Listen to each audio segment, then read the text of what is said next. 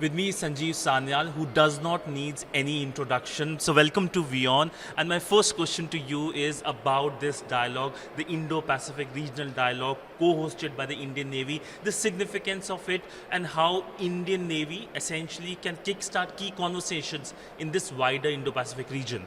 So IPRD is a very important platform because, as you know, although India is surrounded on all sides by the sea, and we have a very long historical relationship with it, for a variety of reasons, India has a sort of sea blindness till recently.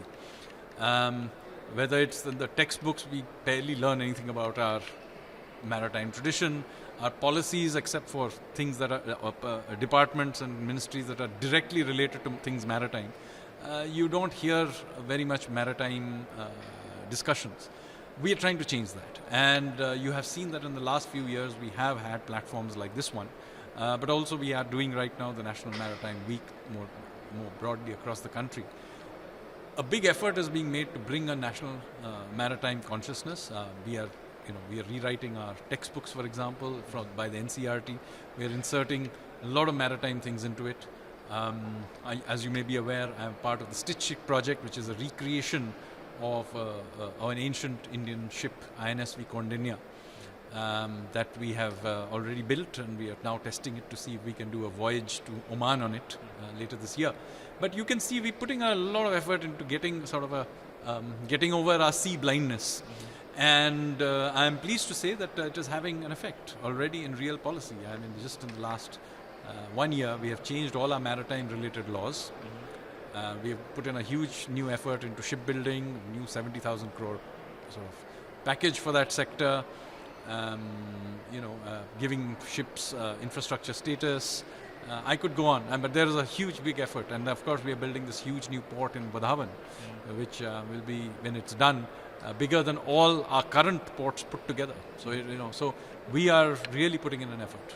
So you mentioned an interesting term about the blindness we had, but the Indian Navy is making sure that that blindness goes away. There's a rise of the Indian Navy as a blue water navy. How do you see the Indian Navy being a key part of India's rise in this century? So obviously you cannot be a maritime power on the merchant navy front without it being backed by the Indian Navy.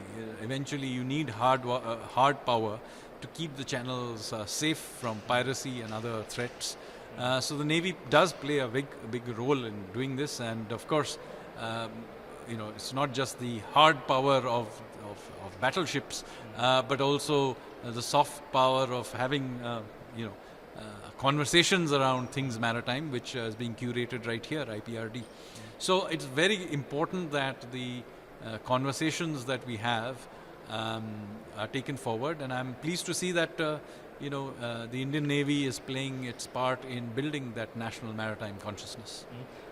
And so my last question, we are living at a time of great geopolitical flux, conflict, and amongst this is tariff, and we know that India is engaged with a number of FTAs, including with the American side, specifically on the US trade negotiations, the trade understanding. What's the view? What is the sense? Are we looking at some positive development, and what are the red lines essentially for the Indian government? So our strategy remains the same, what we have said, which is that we will not escalate matters, but at the same time we will stand our grounds on things that where Indian national interests lie. So we have stood our ground. If it causes some delay, so be it. But we will get the deal that we want. But it has to work for both sides. It has to work for them, yes. It also has to work for us. So an FTA where there is mutual understanding of each other's requirements and is able to work will be something that we'll make progress with. It's not like we aren't signing them with other countries. We have already in place FTAs with Australia, with Japan, with UAE, more recently with the UK. We are in advanced discussions with the European Union. And of course, we would like to have a free trade agreement with the United States as well. And from statements made today by President Trump, I believe we have made some progress. But as we have been quite consistent, that we will not escalate matters, but we will stand our grounds on things that we think are of national interest. On that note, thank you so much, sir, for speaking to WION.